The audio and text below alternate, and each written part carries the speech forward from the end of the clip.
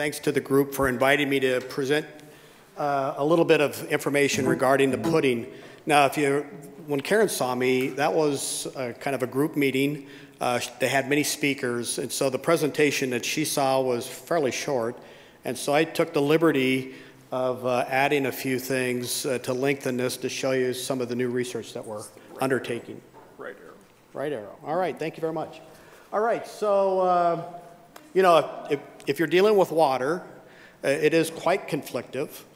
And so that's why I became a mediator. It's really kind of an interesting transition. I'd worked for about 20 years until the light went off. Hey, wait a minute. I have a problem here. Being an engineering geologist and hydrologist, I have no training whatsoever in policy or conflict resolution or conflict management or professional communication, I might add, because you rarely were required to take those classes. No, we were taught to take differential equations and more physics and more chemistry because that's how you solve water problems. So what I found was that I needed to retool, and so I did. I literally walked away from my career after 20 years and decided to pursue an adjunct career or encore career in conflict resolution. So I went to school at Oregon State University to get my PhD, and I got that, finished that up in 2006. What was kind of interesting about it was they kept asking me, so what are you going to do now when you're all done? And I really didn't have any agenda. I was just interested in taking a mini sabbatical from my work in consulting engineering and decided to, after I was done with that, a lot of people thought I was crazy taking time off, like to pursue a PhD for a sabbatical. And I said, really, this is a lot easier than doing the work that I was doing. So then they asked me, well, so why don't you stick around for a couple years? And so that was obviously 12 years ago. And there I'm still working away at Oregon State University at the Institute for Water and Watersheds. Just a quick overview of what that is Lyndon B. Johnston was responsible for implementing the Water Resources Research Act in 1964, and that created a Water Resources Research Institute in 54 locations across the United States as well as the U.S. territories. So the Institute for Water and Watersheds is that institute. It's been in business. Actually, we have one of the oldest ones in the United States. The state of Oregon, in its multiple infinite wisdom associated with natural resources, actually created a water institute in 1961. So it's a little bit ahead of the pack. So it's been in business for over 50 years.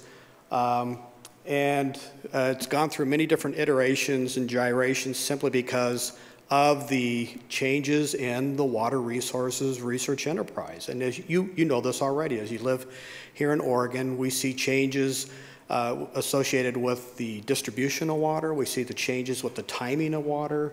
We've seen the changes with the need for water across the state over the past 50 years. So what's going on in the Pudding River? Let me give you an overview of what I'm going to talk about. Now, these are questions that the folks in the Pudding River Watershed Council, who I'm very active with respect to placing student interns there, simply because there seems to be a whole lot of stuff going on there. So the questions that I was asked to look at were, first regarding the earthquake that happened not too long ago near Malala. Why there were so many waterfalls in Silver Falls State Park. What does Groundwater Limited mean for the future? Is it possible for Mount Angel to store water underground, very similar to what Salem is doing? And then I wanted to introduce you to some of the crazy new ideas we have for water supplies that we're exploring at Oregon State. All right, a lot to cover in 45 minutes, but I promise you we will have plenty of time for questions. All right, so I ain't faking. There's a whole lot of shaking going on in the Malala area. And what was interesting about that earthquake that happened not too long ago was what I did was I took a look at how the USGS maps earthquakes, and they look for that epicenter. And what I did was I downloaded the map of the epicenter from 1993 and overlaid the 2017 location, and they're nearly exact. All right, as far as the epicenter of the earthquake. Not too far away from here. There's a lot of different reasons for earthquakes. I think we see that going on today. We saw that not too long ago. The nuclear testing devices is something that everybody's concerned about with respect to North Korea. Groundwater pumping in California has created a very interesting dilemma. Not only has the ground subsided, what is causing a shaking feeling, but at the same time as they dewater the aquifers in the valleys, it's actually causing the Sierra Nevadas to rise. Right? So we have earthquakes on both sides. And then the hydrofracking phenomena and wastewater injection is getting a lot of news with respect to the oil industry, primarily in Oklahoma and Colorado. But here in Oregon, it's kind of boring. We don't have any of those things going on, right? Very peaceful, politically peaceful with respect to no problems with hydrofracking, no problems with nuclear detonations. So the epicenter is located not too far away from here, near Scotts Mills, and it appears to be just a deep-seated fault.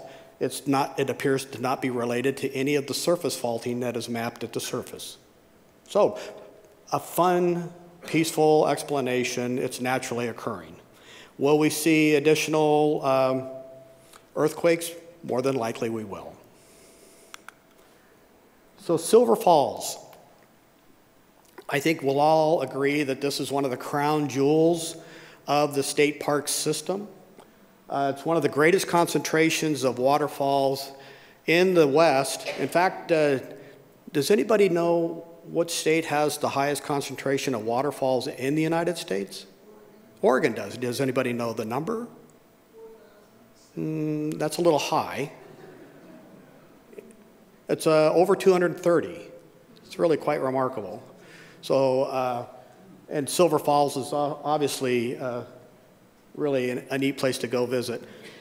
My story with this Silver Falls was I was doing a conflict resolution training in Amman, Jordan. And I was getting on the airplane with Royal Jordanian Airlines, and you know, there's just a million kids on this thing, and everybody's kind of bustling around. And I sat down, and here was this video screen on the front of the seating area, and they were kind of scrolling through these very verdant photographs and these waterfalls while everybody was loading. I kept thinking, I have seen this someplace before. And there it was. It was a video of Silver Falls in Amman, Jordan. And of course, everybody was quite peaceful after they watched the video for a little while. What's always kind of interested me about this particular photograph is I always thought that was somebody jumping off the cliff, but it turns out to be a tree. So why are the waterfalls there? Well, it's really comparable to why we see a large concentration of waterfalls in the Columbia River Gorge. We have a very soft sediment that overlies the Columbia River basalts in the Silver Falls area, and so that doesn't erode very easily. It's like, it's like Play-Doh or clay. But as soon as that water encounters the Columbia River basalts, it cuts like a hot knife through butter.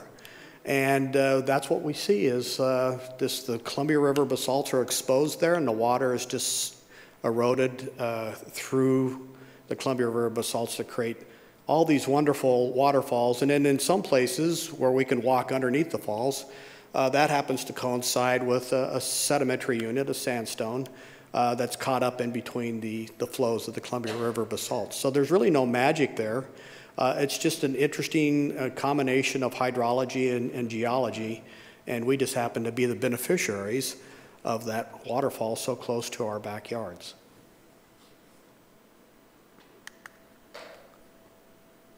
One of the things that I've been asked about is what the heck is going on with respect to groundwater in the Willamette Valley. So this map here represents an outline of the Willamette Valley. The different colors of blue represent the different densities of water wells in the valley. There's about 100,000 water wells in the Willamette Valley, about 30% of the state total. So the state has about 300,000 wells. The very dark blue areas represent very large or very high density of wells. They typically coincide with subdivision development, but also cities. The red areas that I showed outlined, these are the areas that the Oregon Water Resources Commission, in concert with the Oregon Water Resources Department, has designated as groundwater limited areas. These are areas that there's concern about groundwater depletion.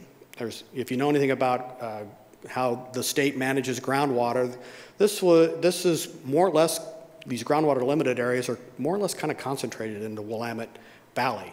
There's other areas that are undergoing groundwater depletion, but at much more extreme situation than here in the Willamette Valley. The groundwater depletion, or at least the perception that there's groundwater depletion underway, is primarily, again, in the Columbia River basalts.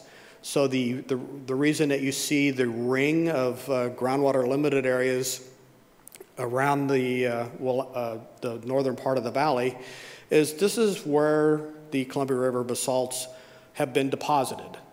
If you get to the south part of Salem and you start to make that decline on the way down to Seal, that's the end of the Columbia River basalts. So that's the reason why these groundwater limited areas end right near at the south end of Salem, is that's the end of the Columbia River basalts. That doesn't mean that there aren't other areas that have problems with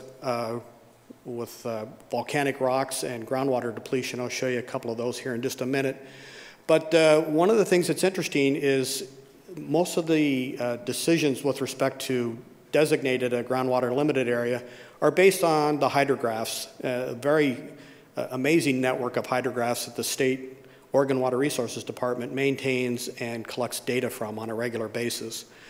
In the Silverton area, you see it's kind of a seesaw approach of recharge probably occurring and discharge occurring seasonally, but for the most part, you see a downward decline with respect to the depth of water. In the Wilsonville area, this is one of the most remarkable hydrographs I've ever seen in my career. This has almost 60 years worth of data that's collected on a regular basis. And what you see is starting in the 60s, if you know anything about the water supply for Wilsonville, historically it was based on groundwater. They have 8 wells. In fact, if you're driving up on the interstate towards Portland, you drive by almost all of the wells. They're located along the interstate. The wells started to have a problem with respect to trying to keep up with the demands associated with the growing Wilsonville area. And so Wilsonville started to look for alternate supplies. They first looked at other aquifers in the area, and it was decided that they probably wouldn't meet the demands for the long term of the water demand in Wilsonville. So around 2000, 2001 is when Wilsonville took the bold move of switching to the Willamette River. And they built a very expensive, one-of-a-kind water treatment plant to treat the Willamette River. It was quite controversial because many people had lived around the Willamette River their lives, and they considered that water to be polluted. But it took a while for everybody to be convinced that the water treatment plant was indeed taking care of any potential pollution concerns. And now that plant is almost, 2001, 2002, so it's about 16 years old. And now it's proven to be quite a resource for the Willamette Basin, and so much so that they're building another water treatment plant that will have the capability of treating upwards to 100 million gallons of water per day near this water treatment plant on the Willamette River. So the Willamette River has gone from being a nuisance to quite an asset in less than 20 years. If we go to other places in the basin, there's been concerns about because we have such serious water demand issues, there's been discussions of perhaps building a new dam on Drift Creek. Has everybody heard about this project? It's been in the Oregonian. It's really quite an interesting problem because we have a lot of ag users that need additional supplies beyond what's available for groundwater. and they're looking at new storage projects. And of course, we've been hearing a lot about removing dams, but now there's still talk about building additional dams. So the dam location is up Drift Creek, and it's being proposed. It hasn't been built yet. There's still a lot of ground that needs to be covered with respect to dealing with landowners and also easement issues and also money, because this is not going to be a cheap proposition.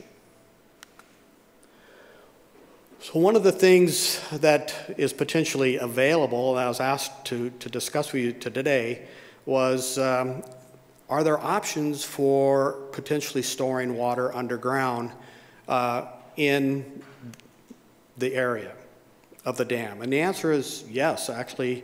Oregon has been quite bullish on managed aquifer recharge for many years. It has some of the largest concentrations of permitted aquifer storage and recovery sites in the United States. Some of these are very new.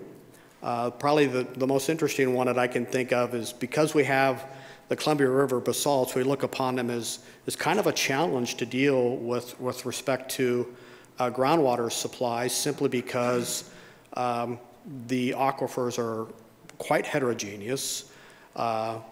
In the parlance of hydrogeologists, the flows are anisotropic, meaning that we have conduit flow. The challenge with that is we can't use the mathematical models that we have developed over decades to try to determine the long-term sustainability of these aquifers with any degree of confidence. And the reason is just because the mathematical assumptions associated with these models are connected to trying to develop water out of a sandbox, where the flow characteristics are isotropic and the permeability distribution within the rocks is homogeneous, much like a box of glass beads. Well, so that's a problem as far as determining the long-term sustainability of the aquifer. But what about the flip side of that? What about looking at storage? And we're finding that these, what we call highly compartmentalized or fragmented aquifers, where they are not necessarily in hydraulic connection across from one area to the other, is actually a bonus. So much so that in Warren, Oregon, which is located just outside of Portland along the Columbia River, we're finding that we can pump water back into the ground and it's not going to sneak away. So what Warren was looking at doing at one point in time was drilling a new well, and they needed a new well for their water supply, and what they tapped into was a box of water. They did the pumping test, and what we like to look at with respect to the pumping test data is how the water level changes with time, drawdown, and how the water will recover with time after pumping.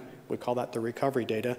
Well, in this particular instance, the well made lots of water, and we were able to record the drawdown, but when the pump was turned off, there was no recovery.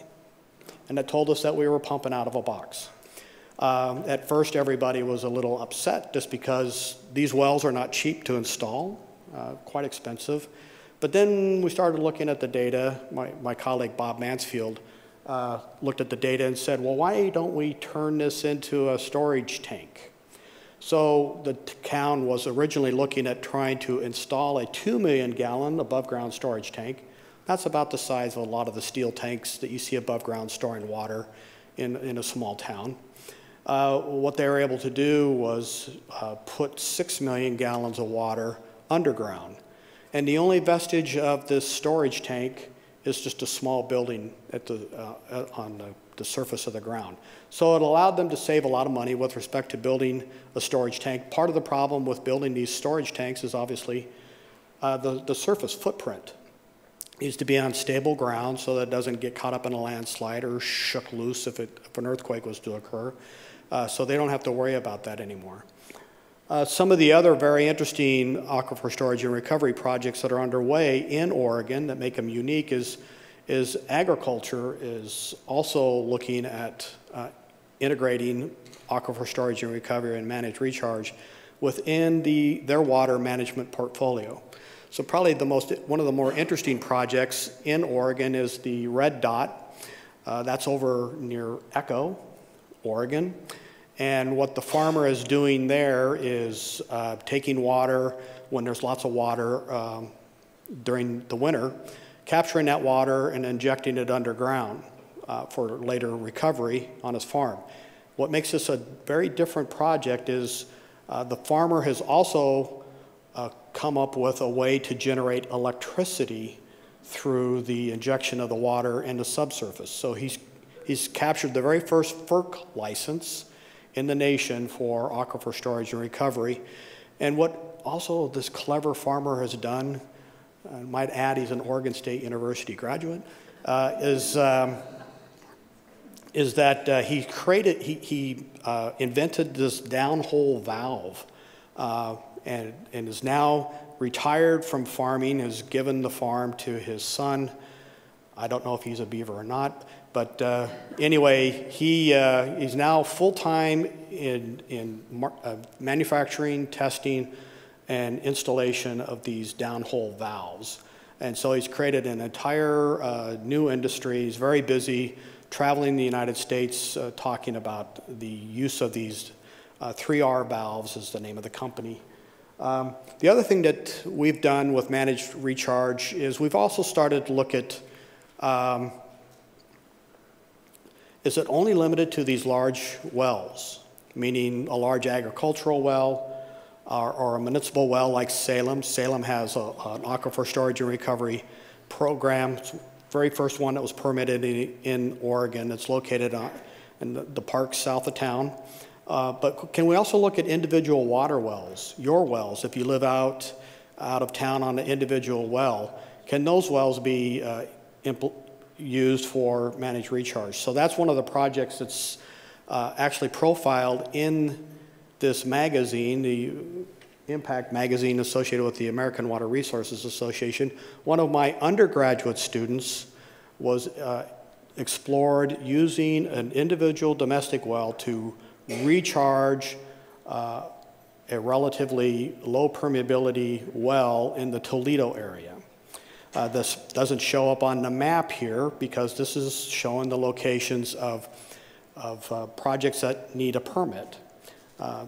The project with these domestic wells don't necessarily need to be permitted through the Oregon Water Resources Department in the same level of detail as these larger projects.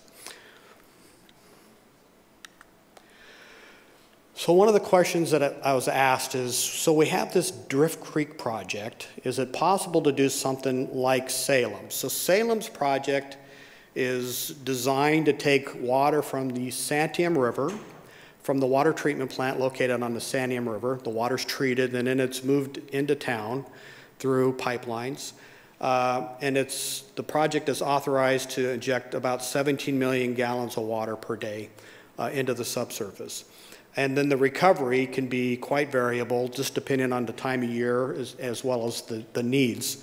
But obviously, we're looking at a couple orders of magnitude of recovery.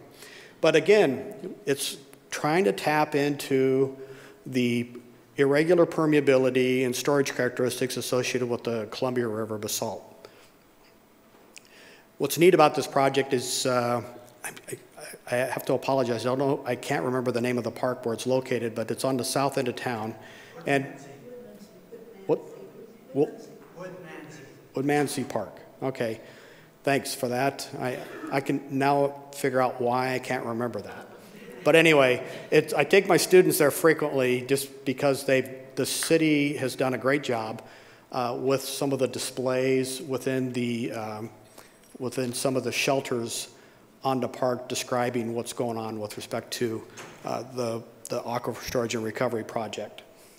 I think we're going to start to see more use of these types of projects to meet the municipal demands of the cities, simply because I don't want to get into the debate of climate change, what's causing it. I'm a hydrologist. I see change, and I look upon the change as there's change occurring, and I don't want to get into the debate of what's causing it. I'm just going to say change is occurring, and we need to adapt to change. That's how hydrologists think. the way I think we need to adapt to changing snowpacks and changing timing in melting of snowpacks and increased rain and associated flooding is to stop looking at flood waters and storm waters as a nuisance and start to consider them an asset. And the way we consider them as an asset is we need to start thinking, let's put this water underground for later recovery. So if we deplete an aquifer, that means there's space that we can put water back in. So that's the idea. And we already know that we're depleting some of the aquifers in the vicinity of Salem, all the way up to Portland on both sides of the Willamette River. Well, that's an opportunity for us to actually start becoming more aggressive with respect to storing water underground. Could this be done in the Mount Angel area? I think it could. I don't think it's been explored enough, and I think in part the way it's been explained to me is it hasn't really been investigated from a technical perspective. It's been torpedoed primarily from a political perspective. I think there's a lot of new knowledge in aquifer storage and recovery since the project was initially proposed in 2006. So I think it might be time to go back to the area and perhaps do some testing.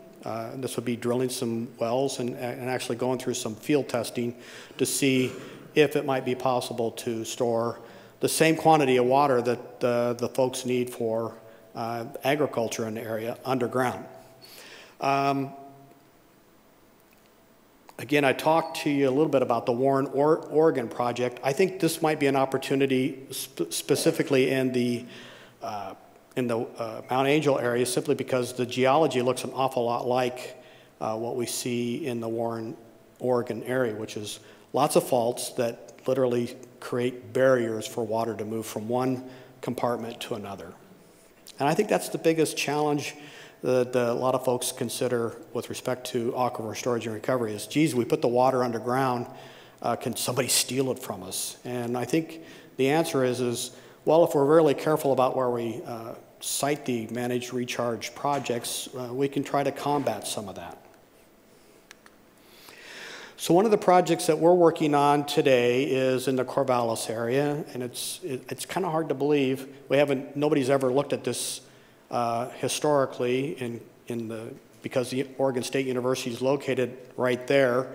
But one of the things that I learned having been associated with the university for a while is it's not very sexy to be studying your backyard. You need to go overseas to do some studies. You need to go as far away from home as you can. But anyway, what you're looking at here is a geologic map. The different colors and patterns represent different rock units that are found in the Corvallis area. Probably the most important is that striped pattern. That's the Sonnet volcanics. It's a very different type of volcanic rock than the Columbia River basalts. It's still black, but rather than having the conduits that we see in the Columbia River basalts, typically associated with one flow after another stacking on top of individual volcanic rock flows, this is just this big blob of rock that is just shattered. The other units that we see are obviously the blue colored rocks. This is the marine sedimentary unit. We find it right here underneath Salem. If we were to drill through the volcanic rocks where we are today and keep drilling, we would encounter these same marine sedimentary rocks. They're underlying the Columbia River basalt. Now, the little red dots that you see on this map represent wells, the individual wells in Benton County. Mary's Peak is off to the left, and North Albany is there to the right.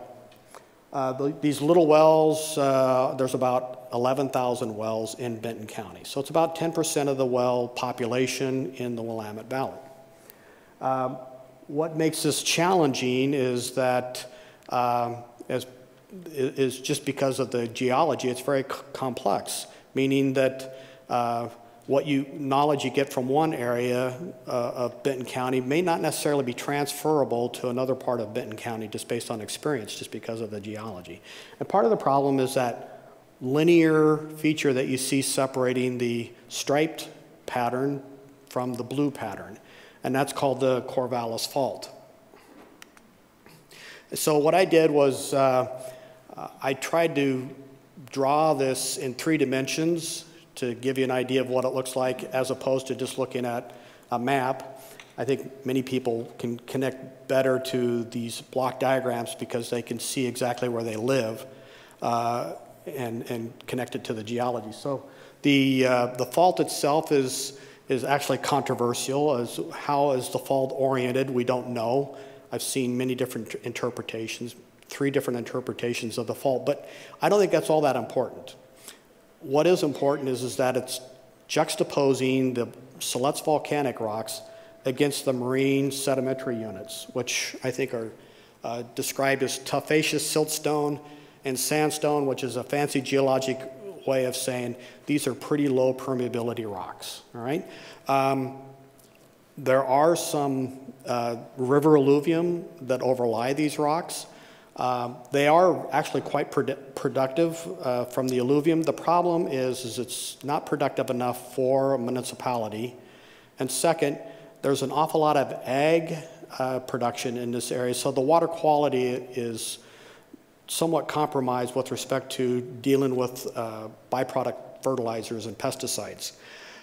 So the idea here is that's one of the big reasons why Corvallis is dependent on either Rock Creek, which is a small watershed located at the base of Mary's Peak, and the Willamette River. So it has 2 water treatment plants to accommodate water supply for the area. But let's get back to these domestic wells.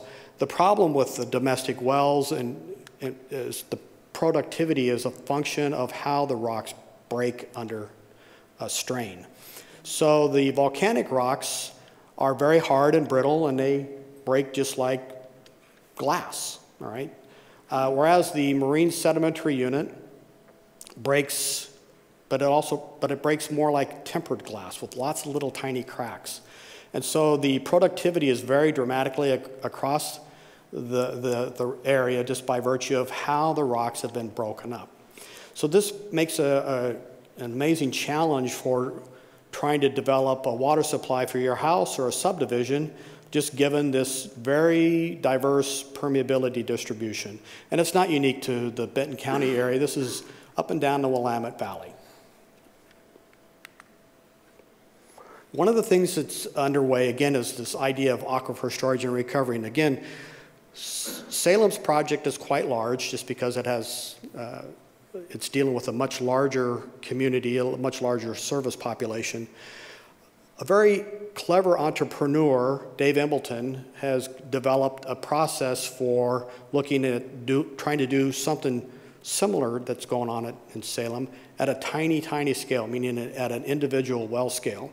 He's created this company called GeoRain. It's completely different. David works for Springfield Water Utilities, but this is one of the side gigs that he's got is going through this process of trying to figure out how to do this at a small scale. And again, I told you about one that we did in Toledo recently where we tried to implement David's approach.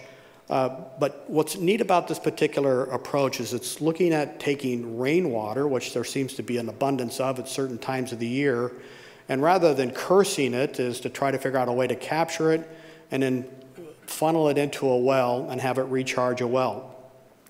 If we look at these small domestic wells across the valley, we're seeing the same thing as these larger wells, meaning neighbors are starting to interfere with each other just because there's just such a large number of wells.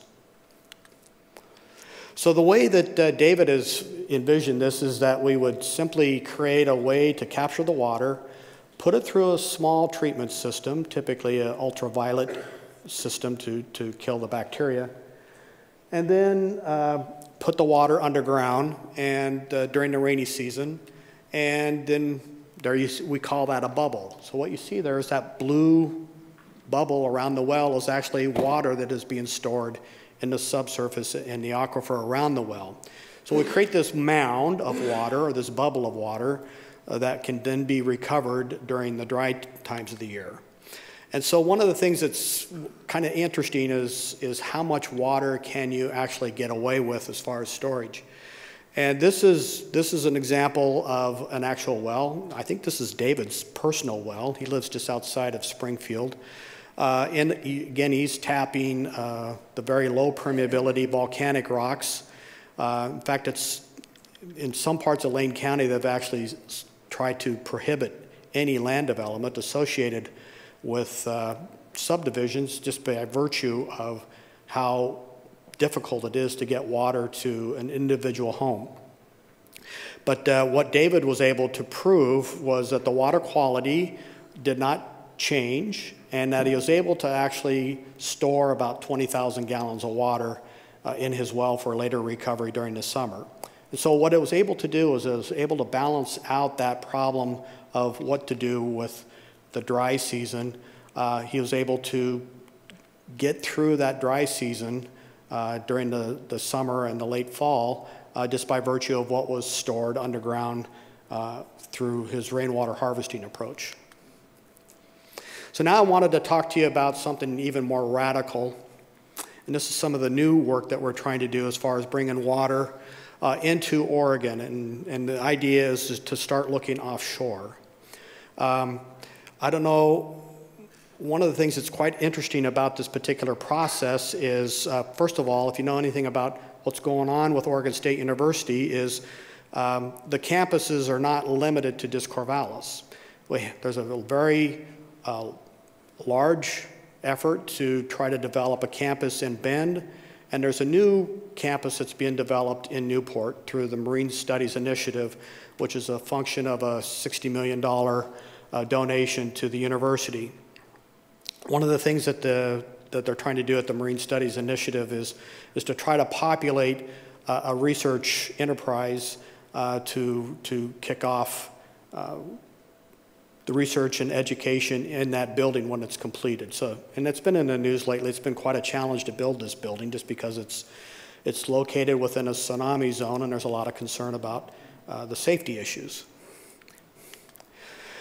So what I did was through the Institute for Water and Watersheds and my sister institute, the Institute for Natural Resources, was we developed a pitch that we wanted to look at developing a center dedicated to looking at groundwater research on the coast. The coastal aquifers along Oregon are pretty much fertile ground for new research because there's been very little research done in this area. The reason I got this idea was I saw this very interesting article looking at freshwater under the ocean across the world. And the idea was this: we think there's 100 times more fresh water under the ocean than there's ever been pumped off of the continents. And the reason is that the ocean has not always been at the same level that we see today. We see that the water, there's a lot of concern about sea level rise today by virtue of climate change, but actually the sea level has been rising for millennia. So a lot of the rocks that we rely on today for our drinking water supplies is for wells and springs were actually at the surface before the ocean inundated these rocks over the past few thousand years. What we look at with this map is that this is a global phenomena. What's interesting about it too is many of the areas that need to maybe supplement their water supplies are also opportunities for this offshore drilling projects. Probably the one that's most prevalent in the news is South Africa.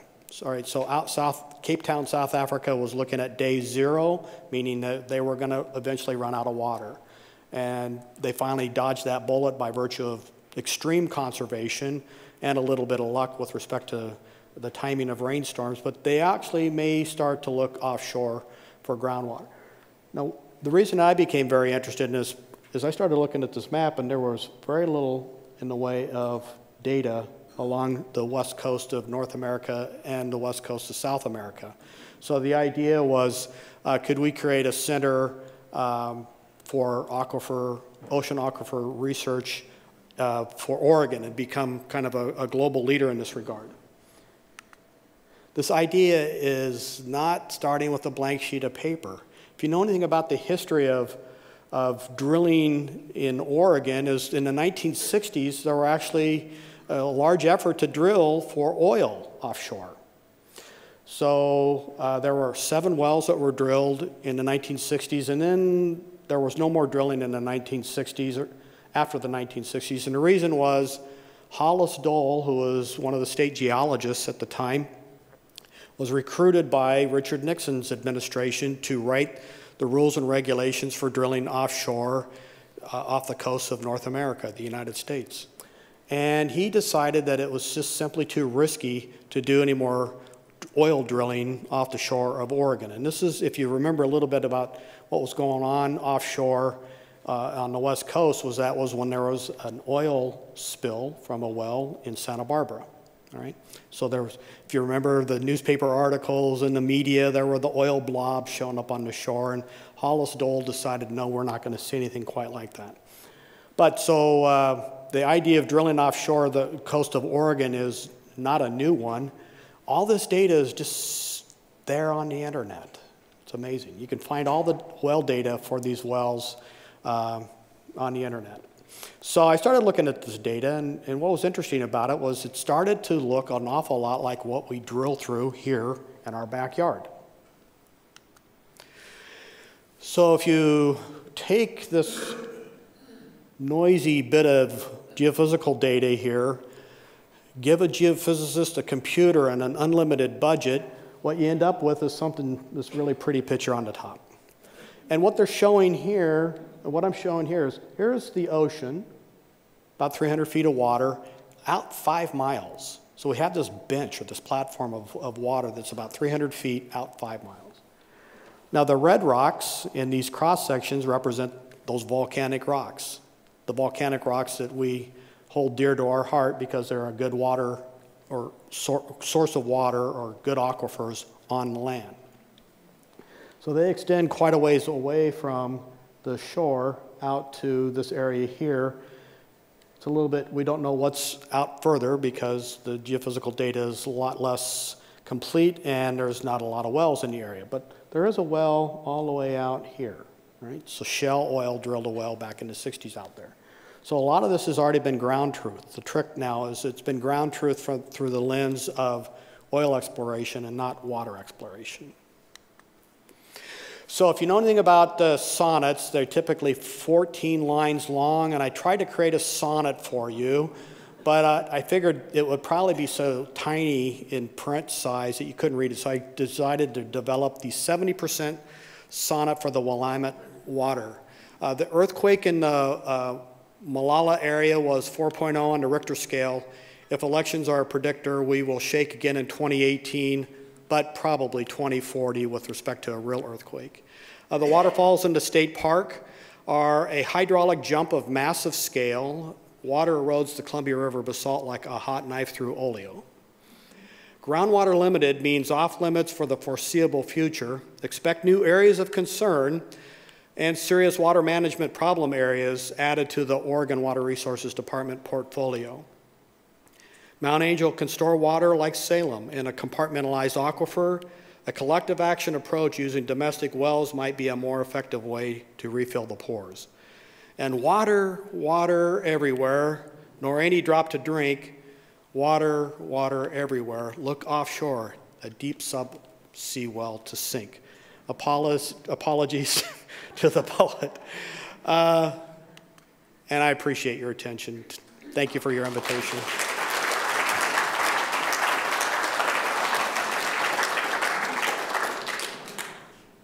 And I guess the next step is questions, and there's a microphone floating around. Yes?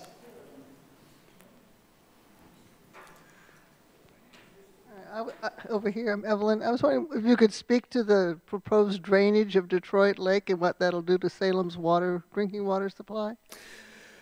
Well, that's associated with the cyanobacteria, the toxins associated with that blue-green algae or bacteria that's occurring. I don't know much about that just because I'm just a dumb groundwater hydrologist, other than one of the things is it can be treated, and that's what they're looking at trying to do, is to treat that water. The treatment isn't all that extensive. I think one of the challenges that they've had with the Detroit water is the testing, and the testing facilities aren't here located in Oregon. They're located in Ohio. They're trying to ramp up the Department of Environmental Quality's expertise and equipment base so that they can be certified to analyze for the bacteria and the related toxins so that for a drinking water system. This is Paul. When you're talking about recharging aquifers, especially in reference to periods like stormwater and, say, floodwater, as far as that goes, but there's such a tremendous amount of surface pollutants from oils, petrochemicals, PCBs, fertilizers, and so forth. Could you explain a little bit how that actually could be done to filter out that? Because if you're pumping it into the aquifer, but if you're pumping it out, it seems like you'd have to either retreat it or you'd, yeah. No, that's a great question. So the way the regulations are written today is if the water goes into the ground, it has to be treated to virtually drinking water standards. Another way to do it would be what the Australians are doing. They have a managed aquifer recharge approach which uses constructed wetlands, and then the water goes into the aquifer, and then they don't try to recover the water at the point of injection. They try to recover the water at wells that are down gradient from the point of injection. And the philosophy is this. I think in the United States we have historically considered the aquifer to be devoid of any life, and yet we're finding it as actually quite teeming with life, that the aquifers themselves can become a bioreactor. So they're not only out of light, but there's a lot of things that live in the aquifer, things that we actually consume when we drink groundwater. It's just not harmful to us. And that those microbes can be used to degrade the pollution. So that's a method called aquifer storage, transfer, and recovery. I think we're eventually going to move in that direction. It's just going to take some time to convince the regulatory agencies that this works. Hi, this is Dave. You mentioned the groundwater limited areas, and you showed a map of that, and it looked like there were some large chunks in Yamhill County, Silverton, and West Salem. Logically speaking, you would think then that would put a limit, if not a stop to development.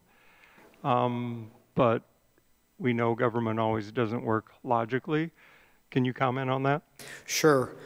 So I recognized that problem when Measure 37 was being bandied about back in 2004.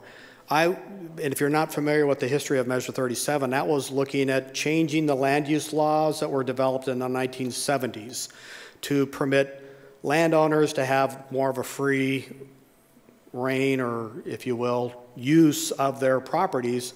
And one of the things that I was interested in was I was curious, I wonder what the well footprint would be associated with Measure 37. So I went to all the counties in the Willamette Basin and asked the planners to look at their petitions, the number of homes that were being petitioned for Measure 37 claims. And it was remarkable how many of the petitions were actually also located within these groundwater limited areas. What that meant was that these subdivisions that were going to be built away from the infrastructure are going to be based on wells and septic tanks. And it was really not clear whether or not there was the water available to develop the lands. So then, if you remember, Plum Creek Timber made a pitch to try to develop 25,000 homes as part of a Measure 37 claim, and that changed the dynamic with respect to the discussion over Measure 37 from Measure 37 seems to make sense to, hey, wait a minute, we never anticipated this type of development associated with Measure 37. We thought we were looking at a family residence or two on our family land. That's when Measure 45 was passed, and what it did was it reduced the impact associated with Measure 37, and they started to recognize that they had to do some thinking about how many wells are located in these groundwater limited areas with additional residential development. So that's when they started to recognize, hey, wait a minute, if we're in a groundwater limited area, maybe we ought to evaluate this a little bit more closely, and we being the Oregon Water Resources Department. So that was the change with respect to that. Areas outside of those groundwater limited areas that were experiencing a problem also decided that this was an opportunity to integrate groundwater development with land use planning. This is not a new idea.